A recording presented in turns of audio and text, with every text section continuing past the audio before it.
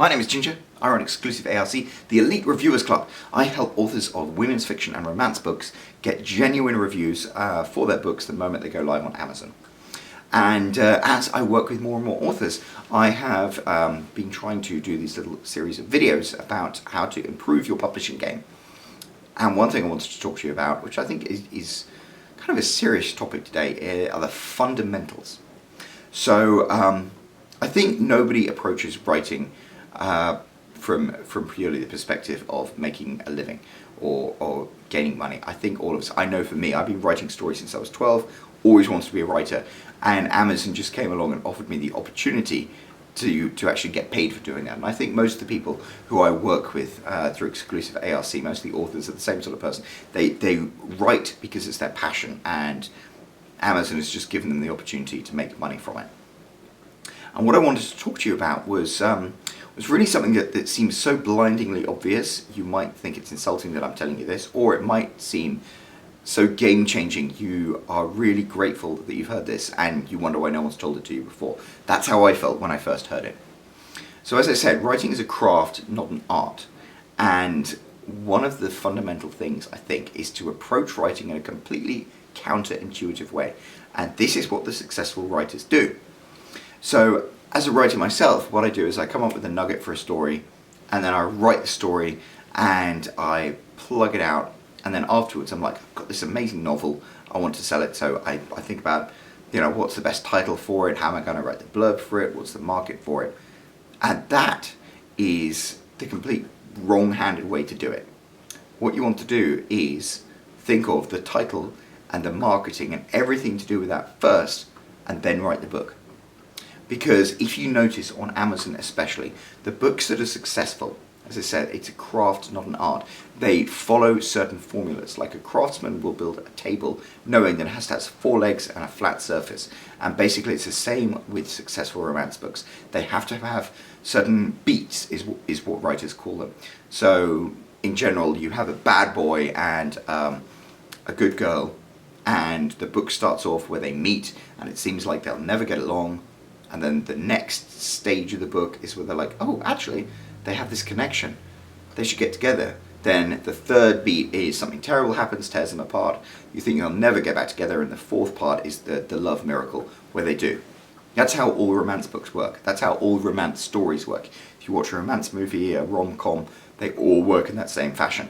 And so those are basically the 4 legs of your table. And if you are a romance author, you have to start thinking of your book in terms of those 4 foundations before you even start writing it.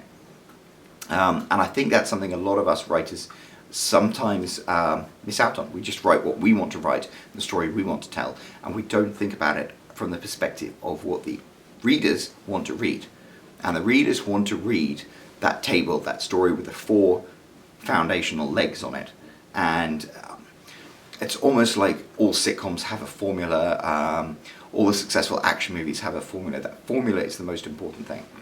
So my advice to you as a writer is, whatever you're working on right now, pause it, think about it, and go to a blank sheet of paper and start from scratch. Think, okay, what do I want to write? And you invent in your head a bad boy character. It can be anything you want, but he has to be like that strong alpha male. He could be a firefighter, or he could be a marine, or he could be an MMA fighter.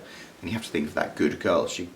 She could be anything you want, but then in all romance books that are successful, you have to make her somebody who is very relatable for your women who read the books, because 84% of romance readers are women. That she has to be a relatable heroine.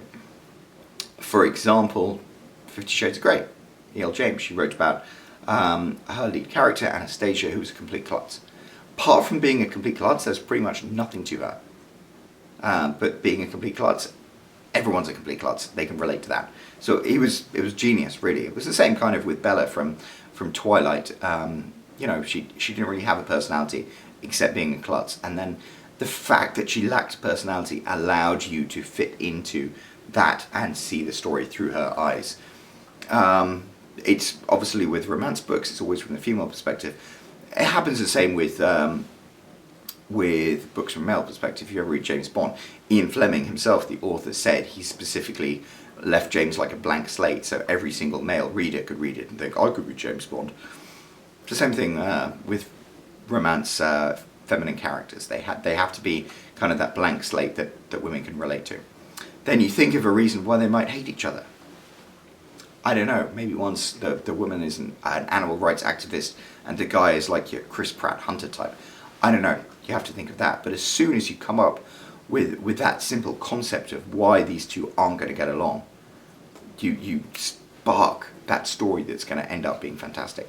And I think if you approach it from that point, you take a blank slate and you just work from the fundamentals of how a romance story works, that's always going to mean you come up with a better, stronger, more sellable concept than you would if you just wrote what came from your heart. Anyway, I'm rabbiting on beyond belief here, so and I apologize for my throat. I have a sore throat, but I am drinking some medicine courtesy of the kind people at Talisker. Hopefully that's an interesting perspective to have, and maybe, I don't know, it'll help you with your thoughts about how to be a successful writer.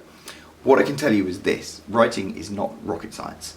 If you can stick to that formula, that the craftsman style of writing where you have the 4 foundational narrative elements, and you can write stories on a regular basis, maybe 6 a year, and you can do your marketing half effectively, as in you have a decent cover, you have a decent blurb, you get it out with some decent promotion, you can be a successful writer. You can make a living from writing. As I said, it's not rocket science, but you have to get those foundations in there. You have to think of writing as a craft, not an art, and that is the key to success. So, there we go. Thank you very much. Again, if you are a writer and you have a book that you're due to publish and you want to get some genuine reviews from some real readers on the day it goes live on Amazon, give me a shout at editor@exclusivearc, and I will work with you and I will help make that happen. We have almost 80 different authors I've worked with so far. A huge level of success with some of the top authors there, so I look forward to hearing from you and I look forward to working with you, and best of luck with your writing career. Thank you.